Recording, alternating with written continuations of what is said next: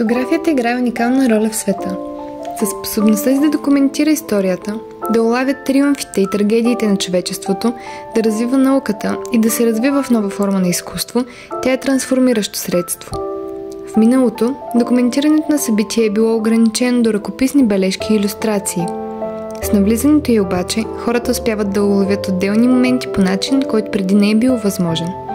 Изобретяването на фотоапарата дава възможност на хората да замразят времето, да увековечат важни събития и да споделят опит с хора от различни разстояния. Като средство за визуална комуникация и изразяване, фотографията има различни естетически възможности. Основните елементи на изображението обикновено се установяват веднага в момента на експониране. Тази характеристика е уникална и я отличава от другите начини за създаване на снимки.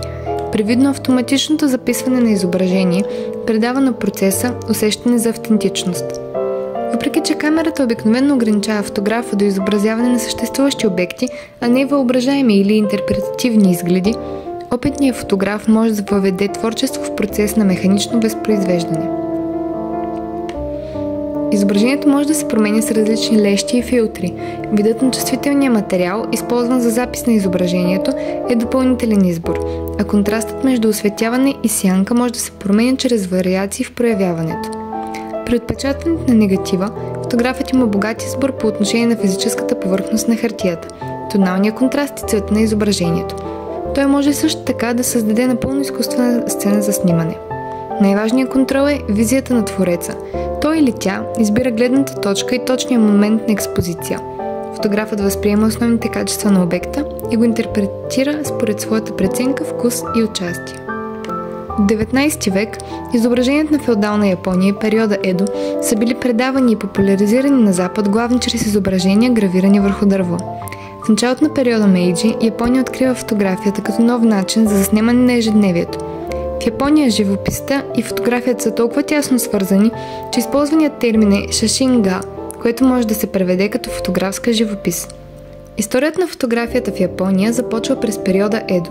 Въведена от холандските търговци, фотографският материал първоначално привлича малка, но и заинтригувана аудитория. Много ранни японски фотографи пътуват до Нагасаки, за да изучават фотографския процес. Италианско-британският фотограф Феличе Беато е смятан за водещ фотограф в Япония през 60-те и 70-те години 19 век. Бивш военен фотожурналист, той открива фотостудио в Йокохама.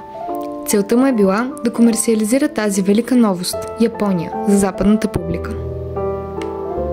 Докато е в Япония, Беато създава обширно портфолио от японски сюжети, заснемайки множество пейзажи и класифицирайки хората по типове – войни, фермери, занаятчии, куртизанки, улични артисти и свещеници. Той играе влиятелна роля във въвеждането на техники за рисуване сред печатарите и е признат за съставянето на първите ръчно отцветените фотографии в Япония. Работейки в тясно сътрудничество с талантливи японски художници, Беато успява да създаде изискани ръчно отцветени отпечатъци.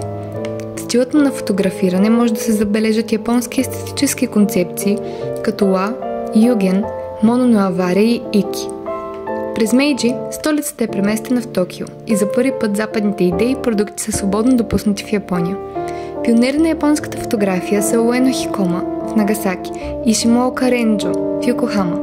Те създават първите фотографски студия в Япония и са считани за бащите на японската фотография. Уено Хикома е роден в Нагасаки. Той е известен с изящните си портрети, често на важни японски и чуждестранни личности и с отличните си пейзажи, особено на Нагасаки и околностите му. Смятан е за майстор на портретната фотография в Япония, отразявайки естетически концепции като юген и ики в кадрите си. Шимоока Ренджо открива първото търговско фотографско студио в Йокохама и е смятан за баща на японската фотография, поради спомагането за разпространяването й в индустриализиращата се Япония през Мейджи. Занимава се с портретна фотография и създава изящни сюжети, изразявайки цели истории в снимките си, отразяващи западните представи за Япония с юген, моно но аваре и ики. Въпреки че техните студия обслужват предимно западни туристи, те позволяват на фотографията да се разпространи в японското общество. Снимките се превърнали в популярни преносими сувенири. И все пак, тези изображения често говорили повече за идеалите на пътуващите, отколкото за тяхната дестинация. Много чуждестранни туристи се интересували повече от възприеманите идеи за традиционната японска култура, отколкото за японското общество, което се трансформирало и модернизирало пред очите им. За много туристи Япония обещавала бягство от съвременното индустриално общество. Те били най-привлечени от снимки на планината Фуджи, черешови цветове, храмове, светилища, самураи и гейши, независимо дали сцената представлявала реалност или фантазия. През 19 век изображенията са били изцяло черно-бели. Макар че разликите в нюансите може да са били забележими от един отпечатък до друг, в зависимост от точния процес, използван за тяхното производство, данните заснети от самите камери са били монохроматични, поради затрудненото записване на цветове. Вече е съществувала дълга история на ръчно цветяване на гравюри и укиё-е, които се сблъскали с рязък опадък поради навлизането на фотографията. В опит да вдъхнат японска естетика на западната фотографска продукция, европейски фотографи като Феличе Беато наемали японски художници умели в рисуването им. Японските колористи работили с смеси от водоразтворими пигменти, рисувайки области от снимката с фини полупрозрачни оттенъци. Това позволява детайлите на снимката да останат отчетливи, а не замъглени от непрозрачни маслени бои, често използвани в Европа и Съединените щати. Цветовете на черешата ставали розови, а висящите глицини и сини, нанасяли се бледо-червени акценти върху бузите на човека или златни петна върху копчетата на яки.